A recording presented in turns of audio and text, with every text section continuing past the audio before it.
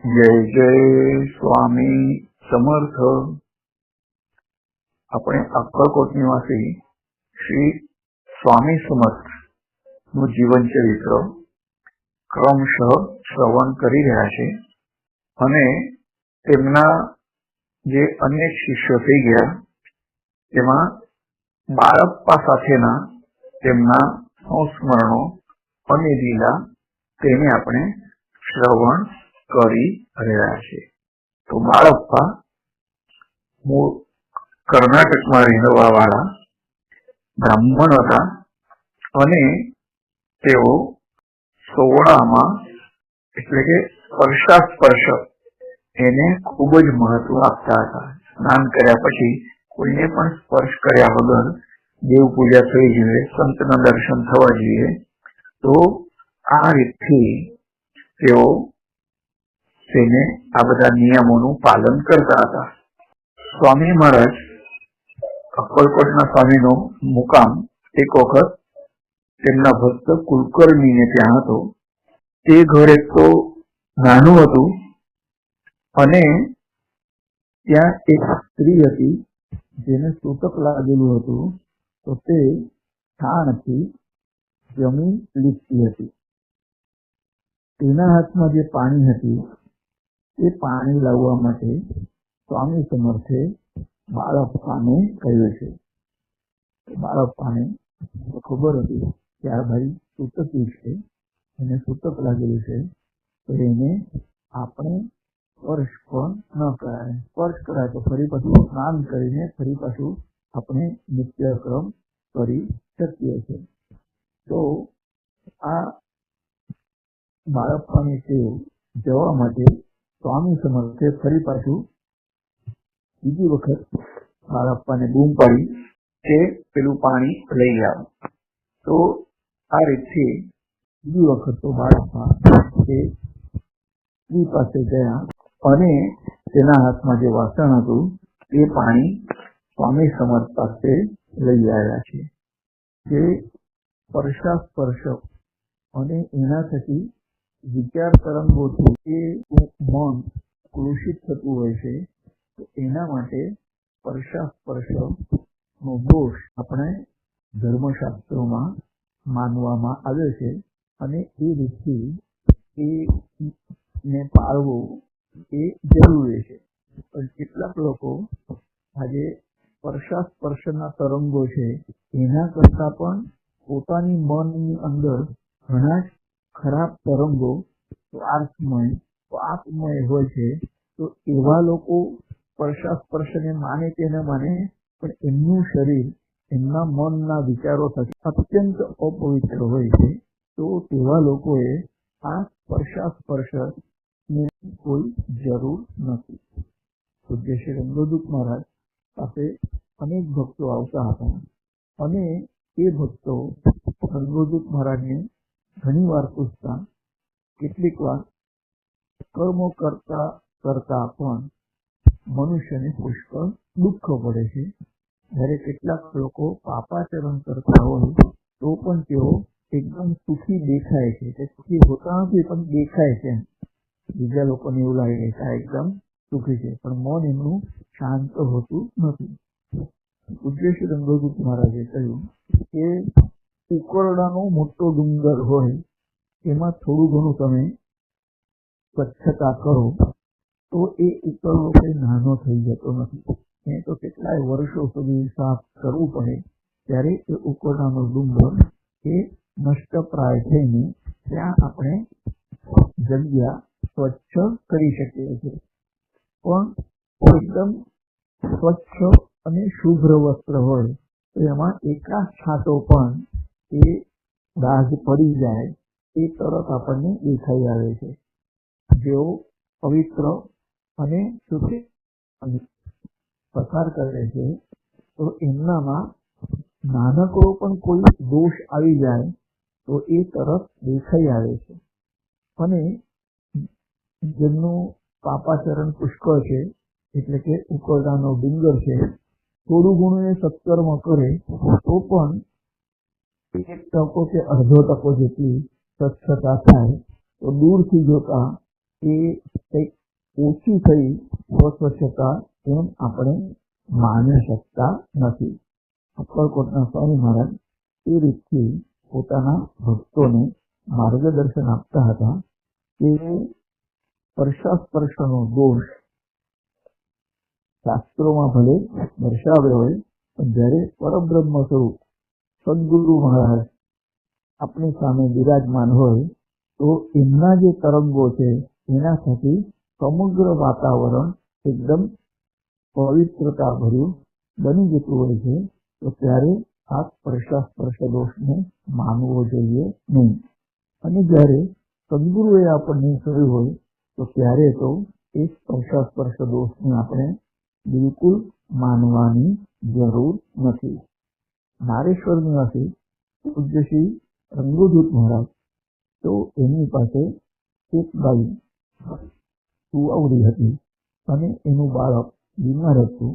તો એ 10 દિવસની અંદર જ બાળકને સાજું કરવા માટે રંગોદૂત મહારાજ પાસે આવી છે.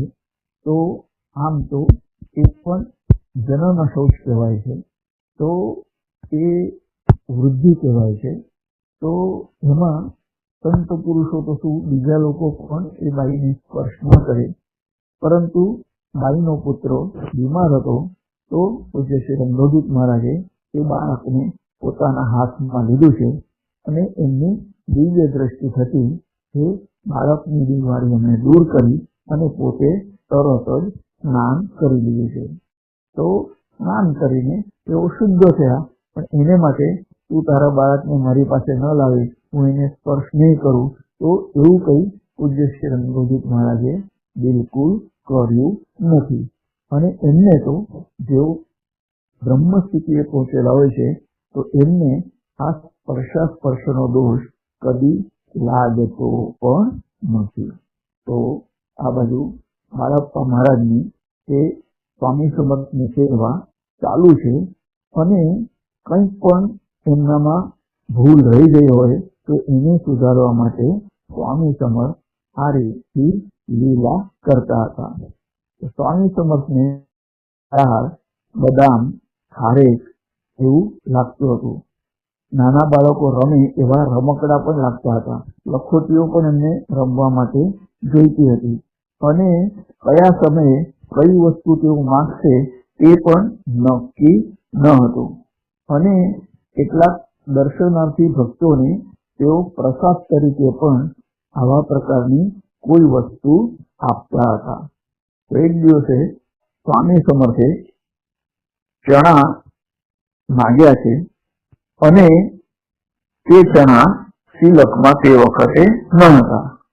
તો સ્વામી સમર્થની સામે જે અર્પણ થયેલી વસ્તુ કે ધાન્ય વગેરે હોય તો તે પ્રસાદ ચોળપ્પા તેમના પોતાના ઘેર લઈ જતો હતો અને તેથી ત્યાં ચણા ન હતા. તો સ્વામી સમર્થે બાળપ્પાને કહ્યું કે અરે તને અહીંયા શા માટે ઉભો રાખ્યો છે? તો કોઈ પણ વસ્તુ ચોળપ્પા કે પોતાની ઘેર લઈ જાય તો મને જયારે જરૂર પડે તો એ વસ્તુ અહીંયા રહેવી જરૂરી છે. તો બાળપ્પાએ ભવિષ્યમાં એ સૂચનને એકદમ યાદ રાખ્યું છે. સ્વામી સમર્થ જે પણ કઈ ઉપદેશ આપવાનો હોય તો તેઓ સૂત્ર રૂપથી આપતા હતા. અને સ્વામી સમર્થ જયારે નિદ્રાધીન થયેલા હોય ત્યારે કેટલાક સેવકો પત્તા રમતા હતા. સ્વામીને તે બિલકુલ ગમતું નહીં અને આ પત્તા રમવાને લીધે કેટલાનો સંસાર બગડી ગયો છે. આથી એને તિલાંજલિ આપવી જોઈએ એમ તેઓનું કહેવું હતું. સ્વામી સમર્થ પાસે ની હાજરીમાં બાળપ્પા આવા લોકોને તમારી પાસે કયું પત્તું આવ્યું, કેટલા પત્તા છે એમ પૂછપરછ કરતા હતા. તો સ્વામી સમર્થને આ વાત બિલકુલ ગમતી નહીં. તો સ્વામી સમર્થે એક વખત બાળપ્પાને કહ્યું કે અરે તારે શું તેમના ઘેર જઈને મહેમાનગતિ માનવી છે? તો તારા પત્તા કયા અને શું એ પત્તાને ફેરવવાની તારામાં તાકાત છે? સ્વામી સમર્થે આ જે સૂચન કર્યું તેનું બાળપ્પાએ સારા અર્થમાં એને સ્વીકાર્યું છે અને પછી સેવકોને તમારી પાસે કયા પત્તા છે તે એ પૂછવાનું એમણે છોડી દીધું છે. સ્વામી સમર્થ એ દત્ત સંપ્રદાયના મહાપુરુષ હતા અને તેમનું જે વક્તવ્ય રહેતું હતું એમાંથી પણ આ જ વાત સૂચિત થતી હતી. સ્વામી સમર્થ અનેક ધર્મશાસ્ત્રોની વાતો પણ કહેતા અને અનેક ક્રિયાઓ પણ કરતા હતા. તો સાધુની વ્યાખ્યા કરતા સ્વામી સમર્થ એમ કહેતા હતા કે જેમના દર્શન થકી પાપ નષ્ટ થઈને પુણ્ય પ્રાપ્ત થાય છે તો તેમને જ સાધુ કહેવા જોઈએ અને ધર્માચરણથી જ હંમેશા મનુષ્યને વિજય મળે છે. એટલે કે યતો ધર્મ તતો જય. તો ધર્મ જો તમારા પક્ષે હોય તો ચોક્કસ રીતે તમારો વિજય થતો હોય છે. બાળપ્પા ની સ્વામી સમર્થ સેવા એ દિન પ્રતિદિન શુક્લેન્દુવત વૃદ્ધિંગત થતી હતી અને બાળપ્પા ઉપરનો સ્વામીજીનો પ્રેમ જોઈને સુંદરાબાઈ બાળપ્પા વિશે હંમેશા દ્વેષ કરતી હતી. સ્વામી સમર્થને લઘુશંકા માટે કે શૌચ માટે લઈ જવા અથવા એમને સ્નાન કરાવવાનું તો આ બધા જ કામો સુંદરાબાઈ કરતા હતા અને તેના કામમાં બીજો કોઈ સેવક હસ્તક્ષેપ કરે તો તેને બિલકુલ ગમતું ન હતું. તો એક દિવસ મધ્યરાત્રે સ્વામી સમર્થ ઉઠ્યા છે અને બાળપ્પા તો સામે જ હતા. તો તેમણે સુંદરાબાઈને બૂમ મારી છે અને તેટલામાં સ્વામી સમર્થ બોલ્યા છે કે શું તને આ સેવા કરતા નથી આવડતી? તો બાળપ્પાએ તે સેવા સ્વામી સમર્થની પૂરું કરી છે અને એટલામાં સુંદરાબાઈ જાગૃત થયા છે અને તેને જોયું કે આ સેવા બાળપ્પાએ કરી છે એટલે એ એકદમ ગુસ્સે ભરાઈ છે અને તે ક્ષણથી સુંદરાબાઈ બાળપ્પાનો વધારે દ્વેષ કરવા લાગી છે. થોડા દિવસો પછી સ્વામી સમર્થ નો નિવાસ ઉત્તરકોટ નજીક વાડી ગામમાં હતો અને ચોળપ્પાએ બાળપ્પાને સુંદરાબાઈની જે એની વર્તણૂક હતી એ જોઈને સ્વતંત્ર બીજા વાસણો સેવા માટે આપ્યા હતા અને સ્વામીના સ્નાન માટે સુંદરાબાઈએ એક વખત પાણી ગરમ કર્યું છે અને બાળપ્પાએ પણ પાણી ગરમ કર્યું છે. તો સુંદરાબાઈ સ્વામીજીને શૌચ માટે લઈ ગયા પછી સ્નાનના પાટલા ઉપર બેસાડવા લાગી, પરંતુ સ્વામી સમર્થ તો બાળપ્પાએ જે પાટલો મૂક્યો હતો એ પાટલા ઉપર બેઠા છે અને પછી બંને એટલે કે સુંદરાબાઈએ પણ અને બાળપ્પાએ પણ સ્વામી સમર્થને સ્નાન કરાવેલ છે. તો બપોરે સુંદરાબાઈએ સ્વામી માટે ભોજનનો થાળ તૈયાર કરીને એ લઈ આવી છે. તો સ્વામી સમર્થ ભોજન કરવા માટે તૈયાર ન હતા. સ્વામી સમર્થે બાળપ્પાને કહ્યું કે મારો થાળ તું લઈ આવ અને તે પછી બાળપ્પાએ ભોજનનો થાળ સ્વામી સમર્થ આગળ મૂક્યો અને સ્વામી તે ભોજન કરવા લાગ્યા છે. તો સ્વામી અંતર્જ્ઞાની હતા અને તેમને ભૂત ભવિષ્ય બધું જ ખબર પડતી હતી. તે દિવસે સ્વામીએ સેવકરીઓને ભોજન વહેલા કરી લેવા માટે સૂચન કર્યું હતું. તો બાળપ્પાએ જે પીઠલું અને ભાત એટલે કે બેસન અને ભાગ એ કર્યો હતો. એટલામાં અક્કલકોટથી રાણી સાહેબની બગ્ગી ત્યાં આવી છે અને બગ્ગીમાં બેસીને સ્વામી સમર્થ અક્કલકોટ જવા માટે નીકળ્યા છે અને ત્યાં તેઓ રાજમહેલમાં જ તેમણે મુકામ કર્યો છે. તો થોડા સમય પછી કોણ આવવાનું છે તો એ બધી જ વાતો સ્વામી સમર્થને ખબર.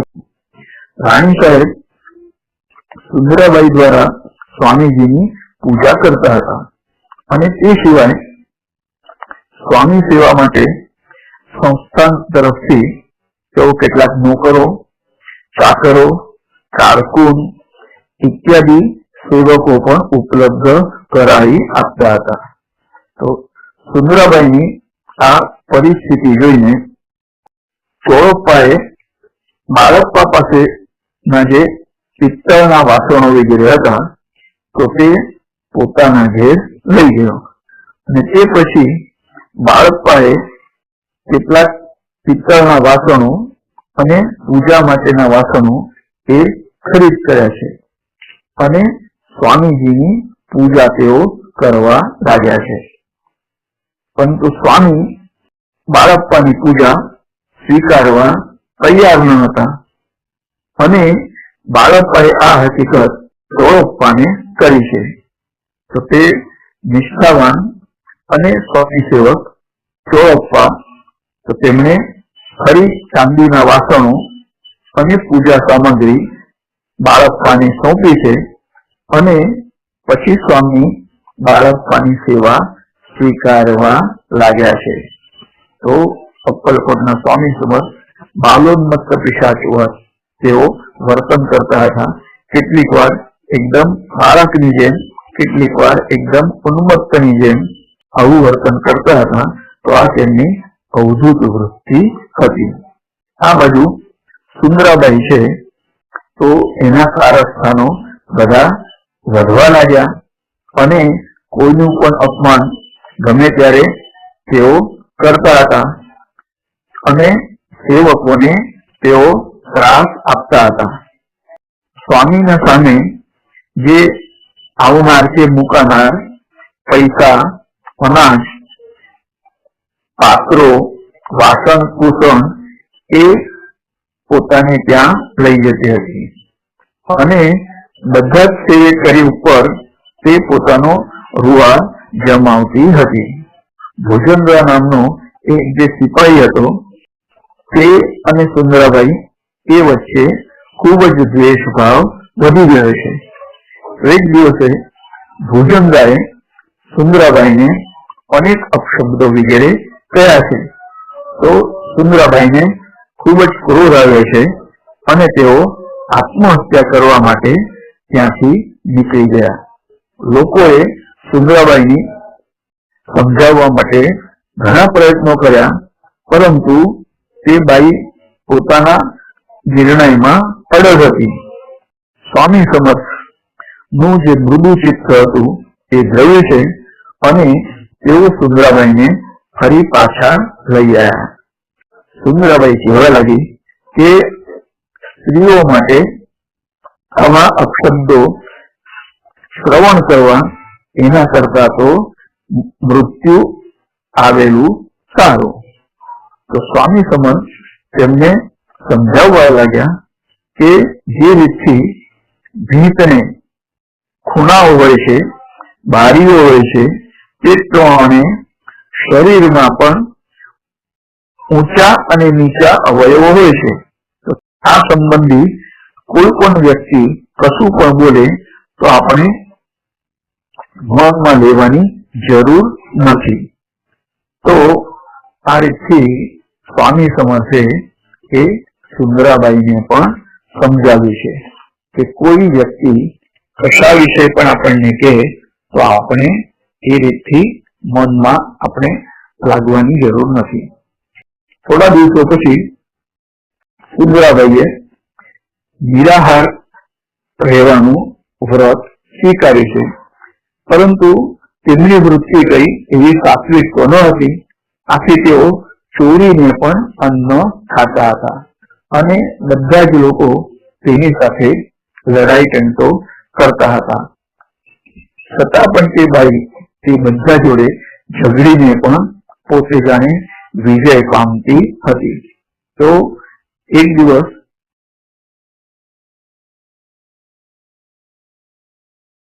સ્વામી સમર્થ કોંડુનાના ઘેર મુક્કામ કરી રહ્યા હતા અને રાતના 12 વાગ્યા છે. સ્વામીજીએ હુક્કો માંગ્યો. તો ઘણી વખત સ્વામી સમર્થ એ હુક્કો પીતા હતા. તો બાળપ્પાએ સ્વામીજીને હુક્કો આપે છે અને તે પછી સ્વામી શયન કરવા માટે તૈયાર ન હતા. એટલે બાળપ્પાએ સુંદરાબાઈને ઉઠાડ્યા છે અને કહ્યું કે સ્વામી સમર્થ નિદ્રાધીન થતા નથી, તો તમે તેમને સુવડાવો. તો બાળપ્પા ઉપર ખૂબ જ ક્રુદ્ધ થઈને સુંદરાબાઈ બોલવા લાગ્યા છે કે મને પહેલેથી તમે કેમ ઉઠાડી નહીં? હવે તમે જ એમને શયન કરાવો અને નહીં તો ભલે તેઓ જાગતા રહે. છેવટે બાળપ્પાએ સ્વામીના ચરણો ઉપર મસ્તક મૂકી તેમને શયન કરવા માટે વિનંતી કરી છે અને આ રીતથી સ્વામી સમર્થ નિદ્રાધીન થયા છે. પરંતુ સુંદરાબાઈએ તો બાળપ્પા સાથે મોટેથી ઝઘડો કરીને અનેક અપશબ્દો પણ તેમને કહ્યા છે. બાળપ્પાના મનમાં થયું કે આપણે મા બાપ વિશેની અપશબ્દો કે ગાળો કદી પણ સાંભળી નથી, પણ આજે આ સુંદરાબાઈને લીધે એવા અપશબ્દો આપણે શ્રવણ કરવા પડ્યા છે. તો તે સમયે સ્વામી સમર્થો અંતર્જ્ઞાન અને તેમણે બાળપ્પાના મનમાં ચાલી રહેલા વિચારો એ જાણી લીધા છે અને તરત જ તેઓ બોલ્યા કે અરે તું કેવી રીતથી ગુરુ સેવા કરી રહ્યો છે? ગુરુ જયારે હાકે છે, ગુરુ હાકે છે તેમ સ્વામી સમર્થ 3 વખત બોલ્યા અને તે પછી બાળપ્પાને મનમાં ખાતરી થઈ કે જ્યારે બ્રહ્મોપદી જો આપણે નાચવું હોય તો ત્યારે લોખંડાના ચણો ચાવવા પડે છે. તો અનેક પ્રતિકૂળ પ્રસંગો અને અનેક પ્રતિકૂળ શબ્દો પણ આપણે સાંભળવા પડતા હોય છે અને અહંકારને નષ્ટ કરવા માટે આ બધું દરેકે સહન કરવું જ પડતું હોય છે. ખાસ કરીને સાધક કે ભક્ત હોય તો તેમણે આના માટે ટેવ હંમેશા હોવી જોઈએ. નિત્ય નિયમ પ્રમાણે વહેલી સવારે બાળપ્પા પાણીને ગરમ કરતા હતા અને સુંદરાબાઈ મહારાજને રોજ સવારે 4 વાગે ઉઠાડતી હતી. પરંતુ એક દિવસ તેને સ્વામીજીને ઉઠાડ્યા નહીં. 7 વાગ્યા તો પણ સ્વામી સમર્થ ઉઠ્યા નહીં. બાળપ્પાએ તેમને શૌચ માટે લઈ જઈને સ્વામી સમર્થના હાથ પોતાના હાથમાં પકડીને બાળપ્પા હાથ હલાવતા હલાવતા આવતા હતા અને એટલામાં સુંદરાબાઈએ બાળપ્પાના હાથને ઝટકો મારીને સ્વામીને પોતાના હાથમાં એમના હાથ લઈ લીધા છે. તો મોટો ચંતો થવાની ક્ષણ હતી, પરંતુ બાળપ્પા એ શાંત હતા અને તેમને ખબર હતી કે ક્રોધી અને અવિશ્વાસી જે માણસો હોય તો તેમને આપણે બોધદાયક શબ્દો કહીએ છતાં પણ તેઓ તેને વિરુદ્ધ અર્થમાં જ લેતા હોય છે. તો સ્વામીજીની પ્રકૃતિ તે દિવસે સારી હતી અને સુંદરાબાઈએ સ્વામીને સ્નાન કરવા માટે સૂચન કર્યું છે અને સ્વામીજીએ પણ તે વિનંતી સ્વીકારી લીધી છે. તો બાળપ્પા નિત્ય પ્રમાણે સ્વામીના ચરણ ધોવા લાગ્યા છે અને તેટલામાં સુંદરાબાઈ મોટા અવાજે ગરવી છે કે તારો બાપ પણ જો આવે તો હું તને શ્રી ગુરુના ચરણ ધોવા નહીં દઉં. અને પછી જળનો જે લોટો હતો એ એની ખેંચતાણ શરૂ થઈ છે. તો સ્વામી સમર્થ બાળપ્પાને કહેવા લાગ્યા કે અરે શા માટે તમે ઝઘડો છો? એટલે બાળપ્પાએ એ લોટો નીચે મૂક્યો છે અને સુંદરાબાઈએ સ્વામી સમર્થને સ્નાન કરાવ્યું છે અને પૂજા પણ કરી છે. તો સેવાની સંધિ ન મળવાથી બાળપ્પા મનમાં ખિન્ન થઈ ગયા. લગભગ 1 વર્ષથી બાળપ્પા અને સુંદરાબાઈ તો આ બંને વચ્ચે સ્વામી સમર્થની સેવા માટે હંમેશા કોઈક ને કોઈક સંઘર્ષ ચાલતો જ હતો અને દરેક વખતે બાળપ્પા નમતું લેતા હતા. તો આથી બાળપ્પાએ છેવટે એ સ્થળનો ત્યાગ કરીને ઘેર જવાનો મનમાં નિર્ણય કર્યો. અને મનુષ્યની મોટાઈ એમાં હોય છે કે કોઈ પણ સંઘર્ષ વિના સંઘર્ષને હંમેશા વધવા દેવાનું નહીં. સ્વામીને પણ બાળપ્પાનો જે અહંકાર હતો તો એ તેમને માન્ય ન હતો અને અહંકારને તેઓ દૂર કરવા માટે માંગતા હતા. રાત્રે 8-9 પછી સ્વામી સમર્થ નિદ્રાધીન થયા છે અને બાળપ્પાએ પોતાની પાસે જે પણ ચીજ વસ્તુઓ હતી તે તેમણે કારભારીને હવાલી કરી છે અને સ્વામી સમર્થને દંડવત કર્યા છે અને તેઓ રામાચાર્યના નિવાસે ગયા છે. તો સાધક અવસ્થામાં અનેક વખત ખડતર ત્યાગ એ અપનાવવાની જરૂર હોય છે, પરંતુ સદગુરુ તેને વારંવાર તેઓ માર્ગ પર લાવતા હોય છે. સદગુરુને શિષ્યને ભવસાગરમાંથી તારવાના હોય છે. તો એના માટે અનેક પ્રકારની લીલાઓ સદગુરુ પણ કરતા હોય છે. બીજા દિવસે સવારે બાળપ્પા સ્વામીના દર્શન કરવા માટે આવ્યા છે. તો બાળપ્પાને જોઈને સ્વામી તરત જ ગર્યા છે કે જે કઈ હોય તારી પાસે એ અહીંયા મૂક અને પછી ચાલતો થા. તો બાળપ્પાએ સ્વામીની આજ્ઞા શીર્ષાવંદ્ય માની છે અને તેમણે કાનમાં જે પણ કઈ આભૂષણો પહેર્યા હતા, ધોતિયું, કપડા અને જે બીજા સાંભળો હતો એ બધું તેમણે સ્વામી સમર્થ પાસે મૂકી દીધું અને તેમને નમસ્કાર કરીને તેઓ જવા માટે તૈયાર થઈ ગયા છે. બાળપ્પાએ જે સર્વ સામાન સ્વામી સમર્થ આગળ મૂક્યું છે એને યોગ્ય ઠેકાણે મૂકતા સુંદરાબાઈ સ્વામી સમર્થને કહેવા લાગ્યા કે બાળપ્પાને પાછળવા માટે કામળો તો એની પાસે રહેવા દો. ત્યારે સ્વામી સમર્થ એકદમ મોટેથી હસીને કહેવા લાગ્યા કે અરે તારો કામળો એ શા માટે લેશે? એને માટે તો હું ઉત્તમ પ્રકારની શાલ એને મળશે.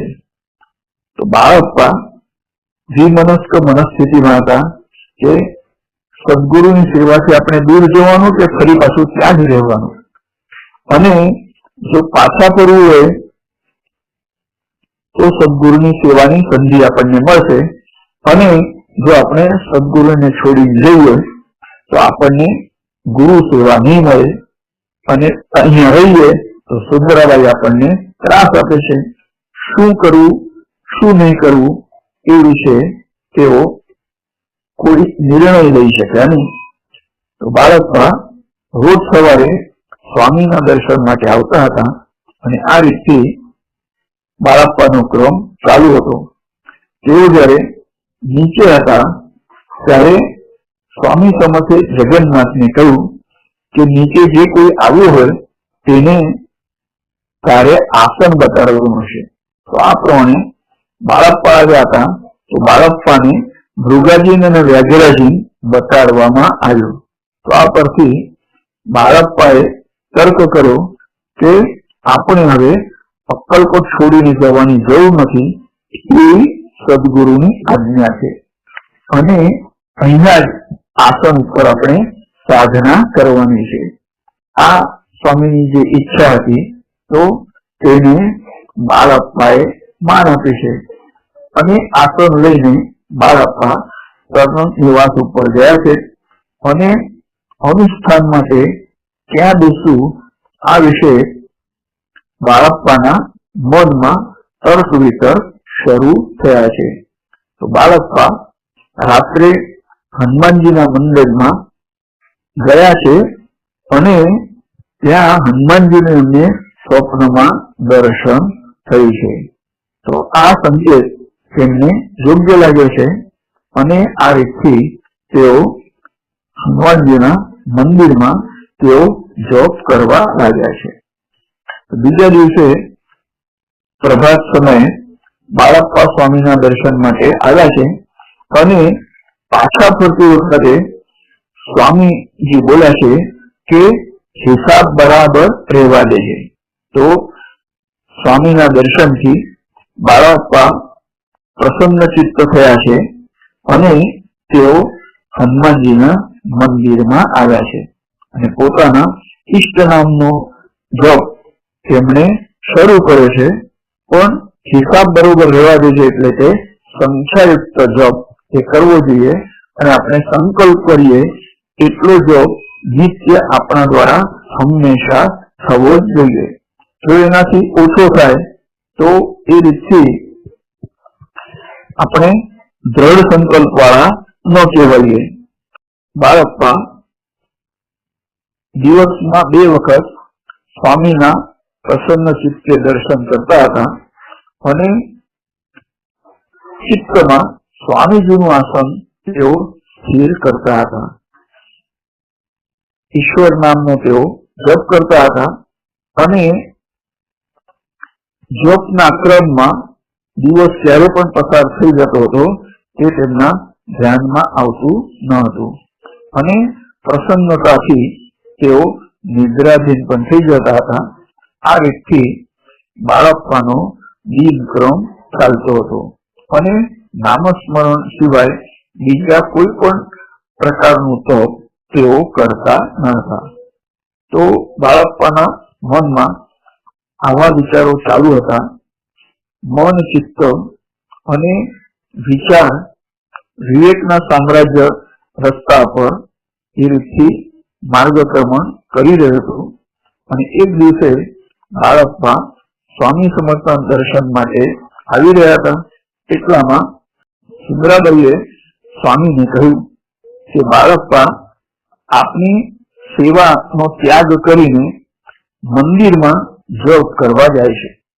તો ત્યારે સ્વામી સમર્થે ઉત્તર આપ્યો કે એ તો સાચે સાચ કુદીપક છે. આપણા લોકો હજારો માઇલ દૂર હોય છતાં પણ આપણી નજીક હોય એમ જ આપણને લાગે છે. તો સ્વામીના આવા વચનો સાંભળીને બાળપ્પાને પ્રસન્નતા એમણે અનુભવી છે. તો આમ તો સુંદરાબાઈ બાળપ્પા સાથે વારંવાર ઝઘડો કરતા હતા પણ એમના વિશે જયારે સ્વામી સમર્થને પૂછવામાં આવ્યું તો સ્વામી સમર્થે કહ્યું કે એ તો કુલદીપક છે, એટલે એને જે જપ શરૂ કરે છે એ ગુરુના કહેવાથી જ એમણે કર્યો છે.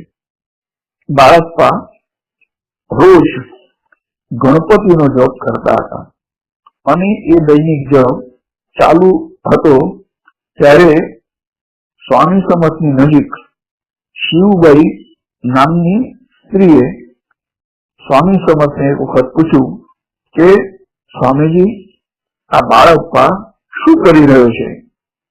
ત્યારે સ્વામી સમર્થ બોલ્યા કે તે તો સંતાન વીણી રહ્યો છે અને આગળ જતા જેમ જેમ સાધના વધી બાળપ્પાએ ગુરુપદિષ્ટ મંત્રોના જપની શરૂઆત કરી અને તે જપમાં ઘણો સમય પસાર થતો હતો.